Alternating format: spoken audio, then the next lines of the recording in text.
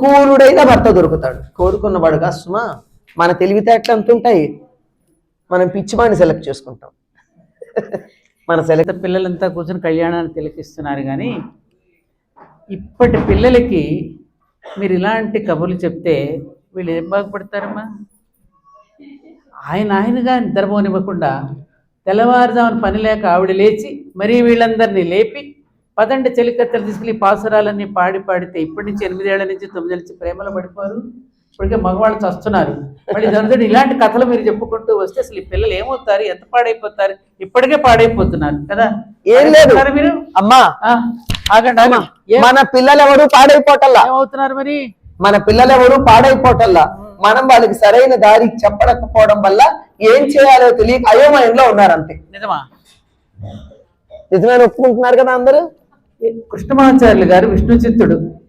పాపం వారికి ఏదో భూమిలో దొరికింది బిడ్డ, గారంగా పెంచుకున్నాడు. ఆయన పెంచుకున్న తర్వాత తండ్రి యొక్క పరువు నిలబెట్టాలి, కానీ ఆయన పరువు తీసేటట్టుగా పొద్దున్నే లేచి వెళ్ళి ఆయన నిద్ర లేపి మరీ ఆయన డిస్టర్బ్ చేసి ఇన్ని చేయాలమ్మా. పైగా తన మెడలో ధరించిన పూలమాలను తీసుకెళ్ళి ఆయనకి ఇస్తుందా? ఇది డిసిప్లిన్ గా ఉందా? ఇది చెప్పండి మీరు. ఇది క్రమశిక్షణైనా? ఇలాంటి పిల్లని చేసుకోవడం అనేటటువంటిది మా అబ్బాయిని ఈ విధంగా ఇబ్బంది పెట్టడం కరెక్టా? మీ అబ్బాయిని ఇబ్బంది పెడతారా? మరి పెట్టలేదు. అమ్మా ఏం చేస్తారు, పరా అనే వాయిద్యం ఇస్తాను, రేపు పొద్దున్నే రండి అని చెప్పాడు వీళ్ళకి. ఆ వాయిద్యం ఉంటే గానీ వ్రతం పూర్తి కాదు. మరి రమ్మన్నాడు గనక వెళ్ళారు, ఫలానా సమయానికి రమ్మన్నాడు గనక వెళ్ళారు. వెళ్ళిన వాళ్ళు ఏమన్నా దురాక్రమణ చేశారా? క్రమంగా వెళ్ళారు, ద్వారపాలకులకి నమస్కారం చేశారు, తలుపులు తెరవమన్నారు, వీళ్ళేం తెరుచుకోలేదు. నందుణ్ణి యశోదని ప్రార్థించారు, బలరాముణ్ణి ప్రార్థించారు. తలుపులు తెరవమన్నారా? తలుపులకు తెరదీశారా? తలుపులు ఎప్పుడో తెరుచుకున్నాయి, ఇప్పుడు తెరుచుకోవలసినవి తలుపులు మాత్రమే. కవాటం చెప్తాడు, మీరే హృదయ కవాటమా? ఆ రెండు గడియ వేసి మణితో మణిమయమైన కవాటాన్ని నువ్వే తెరువు అంటాడు.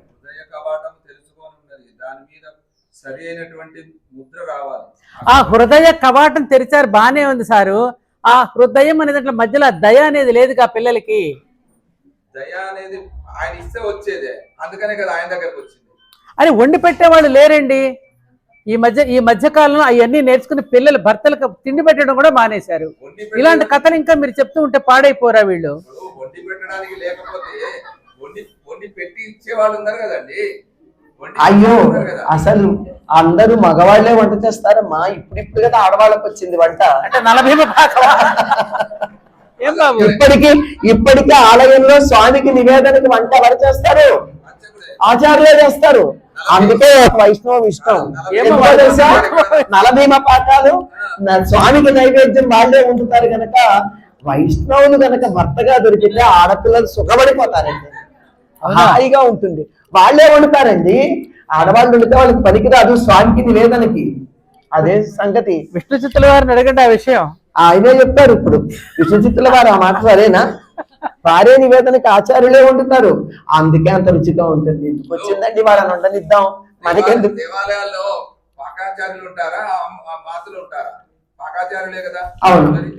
అందుకని స్వామి పెట్టేది స్వామి నమస్కారం. ఇప్పటికే ఆడవాళ్ళు వంట చేయకుండా స్విగ్గీ జొమాటోలకు ఆర్డర్లు ఇచ్చుకుంటూ ఏదంటారు ఈ మధ్యన స్వగృహ ఫుడ్స్ కు వెళ్ళి ఈవెన్ అరిసెలు బూరెలు కూడా ఏది సంక్రాంతి పండుగ వస్తే స్వగృహా నుంచే తెచ్చుకుంటున్నారు. ఇలాంటి మాటలు చెప్తే అసలు మిమ్మల్ని బ్రతకనిస్తారండి వాళ్ళు? చెప్పండి, ఆడవాళ్ళు ఇంకా వంట చేస్తారా? అది కాదండి, అక్కడ చెప్పిన ప్రకారం స్వగృహ ఇవన్నీ ఎందుకండి, మగవాళ్ళు చేసేస్తే అయిపోయింది కదా. వాళ్ళు చేయకపోబట్టే కదా స్వగృహానికి వెళ్తున్నారు. వాళ్ళే స్వగృహం ఎందుకు, ఏ గృహం అయినా.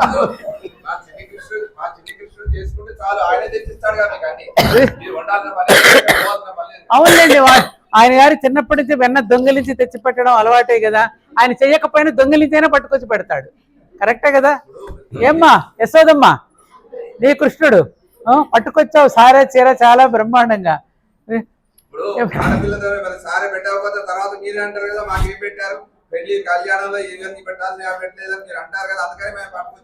అయినా మామూలుగానా రంగనాథుడికి పెళ్లి కావాలి అంటే ఆ వల్లభదేవుడి నుంచి వచ్చే రాచమర్యాదలన్నీ ఆయన దగ్గర నుంచి తీసుకొచ్చి రాచమర్యాదలతో అండి అంటే ఆయన నామాన్ని స్మరిస్తే పోతుంది అంటారు, అది నిజమేనా? తప్పనిసరిగా కలిహరణము నారాయణ స్మరణము.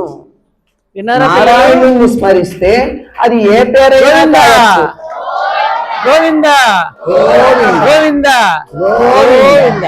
కలి సంతరణ మంత్రం అని ఒకటి చెప్పారండి. హరే రామ రామ రామ హరే హరే, హరే కృష్ణ కృష్ణ కృష్ణ హరే హరే. మంత్రము ఉపదేశము మొదలైనవి ఏవి లేనటువంటి వాళ్ళు ఈ ఒక్క శ్లోకం చదివితే ఇందులో ఉన్న రా ఎన్నిసార్లు ఉందో అది మనలో ఉన్న పాపాలన్నీ బయటికి కాదు కాదమ్మా. ఇప్పటికే మా కృష్ణయ్యని స్త్రీలోలుడని రకరకాలుగా వ్యాఖ్యానాలు చేస్తూ సినిమాలు తీస్తూ నిందిస్తూ వస్తున్నారు.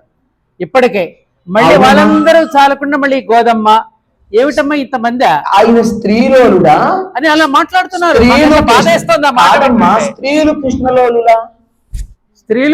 స్త్రీలే కృష్ణుడి పట్ల ఇష్టం కలిగిన వాళ్ళ, ఆయనని ఇష్టపడ్డ వాళ్ళ? కొంచెం జాగ్రత్తగా ఉంది.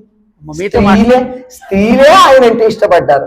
రామావతారంలో పుంసామోహన రూపాయ పుణ్యశ్లోకాయ మంగళం అంటున్నామే, అప్పుడు వచ్చి మునులందరూ ఆయన్ని కౌగలించుకుందాము అని అనుకుంటే కరెక్ట్ అండి. అదిగో వాళ్ళందరూ ఆయన వెంటే పడుతున్నారు. అక్కడ కూర్చున్నారు చూసారా, ఆ కూర్చున్న బృందం అంతా లేచి ఈయన చూడకుండా ఉండలేక. అదే కదా మరి, అదే కదా. అయితే ఈ అవతారంలో నేను ఏకపత్ని వ్రతం ఉంది గనక ఆగండి, ద్వాపరం వస్తుంది అంటే వాళ్ళందరూ ఎదురు చూసి రాజకుమార్తెలుగా జన్మించారు చాలా మంది. వీళ్ళల్లో మునులు కదా అడిగింది, కొంతమంది గోపికలుగా కూడా జన్మించారు. ఈ మునులకి భగవంతుడి యొక్క తత్వంతో ఐక్యం కావాలి కానీ భౌతికమైన శరీరంతో కాదు.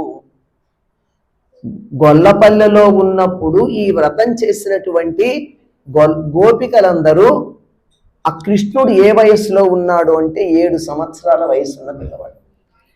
7 సంవత్సరాల వయసున్న పిల్లవాడికి స్త్రీలకి ఏ రకమైన అశ్లీలమైన సంబంధం కడతామండి మనం? వాళ్ళు ఎందుకు చేశారు?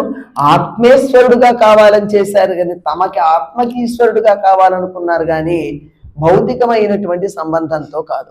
ఎంతగా వాళ్ళకి అది ఫలించిందంటే వాళ్ళు భర్తలు, పిల్లలు, అత్తలు, మామలు వీళ్ళు ఎవరు చూసినా వాళ్ళందరిలోనూ వాళ్ళకి కృష్ణుడే కనపడేటటువంటి స్థితి సంభవించింది ఈ కాత్యాయని వ్రతం చేసిన తర్వాత.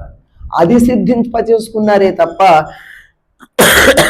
వీళ్ళు మరి వాళ్ళు కాదు. నిజంగా మేము కొంతమంది వివాహం కావాలి అని కోరుకున్న వాళ్ళందరూ రాజకుమార్తెలుగా పుట్టి నరకాసురుడి చెరసాలలో ఉన్నారు. వీళ్ళు 16,000 మంది, 16,100 మంది. ఇవాళ ఎవ్వరు వివాహం చేసుకోవడానికి సిద్ధంగా లేరమ్మా. మగపిల్లలు కానీ ఆడపిల్లలు కానీ ఎందుకు అర్థం కావడం లేదు. వాళ్ళకి ఈ కథలు చెప్తూ వస్తున్నారు. కథలు చెప్తున్నా మరి విన్నాకన్నా పెళ్లి చేసుకుంటారు కదా. ఈ కళ్యాణం ఎంత బాగుంటుందో, పెళ్లి చేసుకుంటే ఎంత బాగుంటుందో, అసలు ఆ మనోహరమైనటువంటి ఆ శృంగార భావన ఎంత ఆనందాన్ని కలిగిస్తుందో వాళ్ళకి తెలియాలి. ఏం కోల్పోతున్నామో వాళ్ళకి తెలియదు కనుక ఏం కోల్పోతున్నారో చెప్తే ఆనందం అనుభవిస్తారు. నాకు ఒకళ్ళు చెప్పారు, ఆలస్యంగా పెళ్లి చేసుకుంటానన్న అమ్మాయికి చెప్పిన మాట ఏమిటంటే, వృద్ధాప్యంలో చేసుకున్నామనుకో బాధపడతావు. ఎందుకు? ఈ ఆనందాన్ని ఇన్నేళ్లు కోల్పోయాను అని బాధపడతావు. ఆ బాధపడకుండా ఉండాలంటే యుక్త వయసు రాగానే వివాహం చేసుకోమ్మా అని చెప్పారు. నాకు చాలా సమంజసంగా అనిపించింది సుమా. ఈ ఒక్క మాట చెప్పిన తర్వాత ఒక 25 ఏళ్ల అమ్మాయి నాకు ఇప్పుడప్పుడే పెళ్ళొద్దన్నది వెంటనే పెళ్లి చేసుకుంటానంది. 4 నెలల్లో నాకు శుభలేఖ తెచ్చిచ్చింది. ఆమె కృష్ణుడు కాదమ్మా, ఎవరో ఒకళ్ళని. ఎవరైతే ఏమి, వివాహం అన్నటువంటి దాన్ని వాయిదా వేసుకుంటే జీవితంలో ఆనందాన్ని కోల్పోతున్నామన్న సంగతి వాళ్ళకి తెలియాలి. అలాగా. మరి వృద్ధాప్యంలో 40 ఏళ్ళు వచ్చాక పిల్లలు పుడితే ఏం పెంచుతారు, అసలు పుడతారో లేదో తెలియదు, వద్దనుకుంటే మరీ ప్రమాదం. ఇలాంటివన్నీ ఉన్నాయి కదా.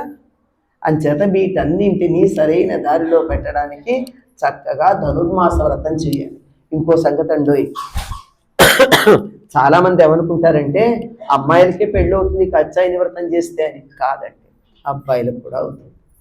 ఎవరైతే ఈ వ్రతం చేశారో, ఒకవేళ చేయడానికి వీలు కాలేదో వాళ్ళు ఈ కళ్యాణానికి వచ్చి ఈ అక్షతలు తలంబ్రాలు ఏవైతే ఉన్నాయో శిరస్సును ధరించి ప్రసాదం స్వీకరిస్తే వాళ్ళకు కూడా చక్కని భార్య లభిస్తుంది. ఇది కావాల్సిందే. మొత్తానికి ఉయ్యాల వారి మాటలకి మేమందరం కయ్యాలకు పోకుండా ఆమోదిస్తున్నాం. అమ్మా ఏం కయ్యాలమ్మా, అక్కడికి వెళ్ళేటప్పటికి పెళ్లిలో ఎంతంత మాటలు మాట్లాడారమ్మా. వచ్చి ఏమంటారు, మా అమ్మాయి బంగారం నల్లటి వాడికి ఇచ్చి పెళ్లి చేస్తావా అంటారు.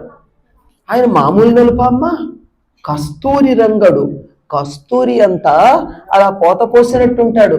బంగారానికి పరిమళం ఏది, కస్తూరికి ఉంది పరిమళం. అలా చెప్పారు, బాగుంది. మా వాడికి కస్తూరికి పరిమళం ఉంది, అంచేత కస్తూరి రంగడికి ఇచ్చి వివాహం చేస్తే మరి బంగారానికి పరిమళం అబ్బినట్టు ఉంటుంది. రెండు బాగుంటాయి కదా. పాపం విష్ణు చిత్తుల వారికి ఉన్నారే అమాయకులు, అంటి ఎంటని సంసారి అమల చరితులు కదా. ఆయన ఈ సంసారం ఏం అంటలేదు, ఏదన్నా అంటే విష్ణు ఏమంటే అది అంటాడు ఆయన. అట్లాంటి ఆయన కూడా కూతురు పెళ్ళనేటప్పటికీ ఏమిటి మమ్మల్ని రంగడికి ఇచ్చి పెళ్లి చేయమంటారు మా అమ్మాయిని, మా అమ్మాయి చిన్నది, రంగడో ఎప్పటివాడు విభీషణుడికి ఇచ్చి పంపించాడు రాముడు, అంత ముసలివాడు తెలుసా, మా చిన్న పిల్లని అక్కడ ఇస్తామా అన్నారు. అంతగా అప్పుడు ఇచ్చాడంటే అంతకు ముందు అప్పటి నుంచో ఉన్నాడు. అటువంటి వాడికి ఇచ్చి మా అమ్మాయిని పెళ్లి చేయమంటారు, అడుగుతారు ఏం బాగుందని అడిగారు. అంటే విష్ణు చిత్తుల వారికి కూడా తెలివి వచ్చేస్తుంది కూతురు పెళ్లి అనేటప్పటికి, ఇలాంటి లౌక్యం. అడిగితే నువ్వేమంటావు, ఇంతకన్నా ముందుది కదా భూదేవి, భూదేవి యొక్క అంశ కదా, ఈ లెక్కలన్నీ మాకు మానవులకి సంబంధించినవి తప్ప దేవతలకు సంబంధించినవి కాదు, ఇలాంటి పిచ్చి లెక్కలు పెట్టి అమ్మాయిని ఇవ్వడానికి వెనకాడద్దు అని ఈ మాటలన్నీ రంగడనుడండి. రంగడి పక్షాన వశిష్ఠుల వారు మాట్లాడుతూ ఉంటే ఆ వశిష్ఠులతో ఇవన్నీ విష్ణుచితుల వారు చెప్పారు. కొంగుముడికి బంగారం అడిగారు ఒక పెళ్లివారు. మా అమ్మాయి ఉంది కదా మళ్ళీ బంగారం ఎందుకు అన్నారు ఆడపెళ్లివారు. సర్లేండి, ఆ కొంగుముడిలో బంగారం లేకపోతే లేకపోయింది కానీ కాస్త కస్తూరి ఇవ్వండి అని వెక్కిరించారు. దాందేముంది, కొంగును కట్టుకుంది కదా ఇప్పటికే ఆయనే కొంగుముడి వేసి, అదే కొంగున కట్టేసుకుంది కదా రంగనాథుణ్ణి. మరెక్కడో ఉన్న రంగడు, శ్రీరంగంలో ఉన్న రంగడు పిల్లిపుత్తూరులో ఉన్న కాదమ్మా. ఆమెలాగా కొంగును ముడి వేసుకోవాలి అంటే ఆడవాళ్ళు ఏం చేస్తే కొంగును ముడి వేసుకోగలరు? ఎవరినైనా కొంగును ముడి వేసుకోవడానికి ఒకటే ఒక సూత్రం ఉందమ్మా, ప్రేమ. ప్రేమించండి, దోషాలు పట్టకుండా ప్రేమించండి. మనలో లేవా దోషాలు, మనలో లోపాలు లేవా, ఎదుటి వాళ్ళ లోపాలను ఎత్తు చూపించకుండా ప్రేమించండి. మనకి నచ్చదు అనుకుంటే వాళ్లే మారుతారు, కొంగును ఉంటారు. కొంగును కట్టుకోవడానికి ముఖ్యమైనది ఈనాటి ఆడపిల్లలకి ఒక టెక్నిక్ చెప్తా, ఏమిటంటే భర్త మాట వినాలంటే అత్తగారిని మచ్చిక చేసుకోండి. అత్తగారు ఒప్పుకుంటే నేను ఆ పనే చేశా. అదే కదా మరి, మేమందరం అదే చేసాం. మేము కావాలని చేయలేదు కానీ అనుకోకుండా జరిగి నాకు అర్థమైంది. ఇప్పుడు మరి వాళ్ళ వయస్సులు కాలాలు గురించి మాట్లాడాం కదా. శుభముహూర్తం రాబోయే ముందు దేశ కాల పరిగణన అన్నది జరుగుతుంది. మనం ఎక్కడున్నాము, ఏ కాలంలో ఉన్నాం, ఏ దేశంలో ఉన్నాం. ఓ ఉత్తరం రాస్తే కూడా స్టేషన్ డేట్ వేస్తాం కదా, అట్లాగనమాట. అది మామూలుగా ఒక ఊరు రాస్తే ఇది అనంతమైనటువంటి బ్రహ్మాండంలో మనం ఉన్నది ఎక్కడ, అనంతమైనటువంటి కాలంలో ఈ సమయం ఏమిటి అన్నది చెప్తారు. అటువంటి మహాసంకల్పం తర్వాత కాలాల గురించి మాట్లాడాం కదా, ఎవరి వంశాలు ఏమిటి, ప్రవర ఏమిటి తెలిస్తే బ్రహ్మాండంగా అర్థమైపోతుంది. అమ్మా అనంతమ్మ, అనంతమైనటువంటి మీ జ్ఞానంతో మా మైండ్ ఒక్కసారి ఏమంటారమ్మా, మైండ్ మామూలుగా ఆ భాష మాట్లాడలేం కానీ మైండ్ దొబ్బిందని అంటారు మీరైతే. Mind blowing. కాబట్టి మీ మాటలు విన్న తర్వాత నిజమే కదా అనిపించింది, మా జ్ఞానం ప్రజ్వలించింది. ఎలా అంటే నిజమే కదా, భూదేవి ఈ భూమి నుండే కదమ్మా సమస్తము మనం పొందగలుగుతున్నాం, అనుభవించగలుగుతున్నాం. అటువంటి భూదేవి ఈ రోజున మా రంగనాథుడిని వివాహం చేసుకుంటోంది అంటే మరి సంక్రాంతి పండుగ రోజుని బూరెలు గారెలు ఇన్ని రకాలు వండుకోగలుగుతున్నామంటే, ఇన్ని రకాల ఆభరణాలు ధరించుకోగలుగుతున్నామంటే, ఇంత రంగురంగుల చీరలు కట్టుకోగలుగుతున్నామంటే ఆ తల్లి ఇచ్చిన సంపదే కదమ్మా. అటువంటి సంపదని మొత్తం మా వాడికి ఇచ్చి పెళ్లి చేస్తున్నందుకు మేము కూడా ఇవాళ అంగీకరించి ఈ వివాహానికి మేమందరం కూడా అంగీకరిస్తున్నాం కదా. గోవిందా గోవిందా గోవిందా. కాబట్టి గోవింద. ఈ కళ్యాణానికి మీతో మేము పాశురాలంతా కూడా ప్రకృతి వర్ణనే. మేము ఒప్పందం కుదిరింది పెళ్లికి, అమ్మయ్య. వివాహానికి. చాలా సంతోషం. ఆ, కళ్యాణానికి అందరికి ఆహ్వానం. చూడండి శుభముహూర్తం. మంచి మంచి దానికి బట్టలు ముందు చక్కగా. దానికి ముందు ప్రవర మహాసంకల్పం చెప్తారు.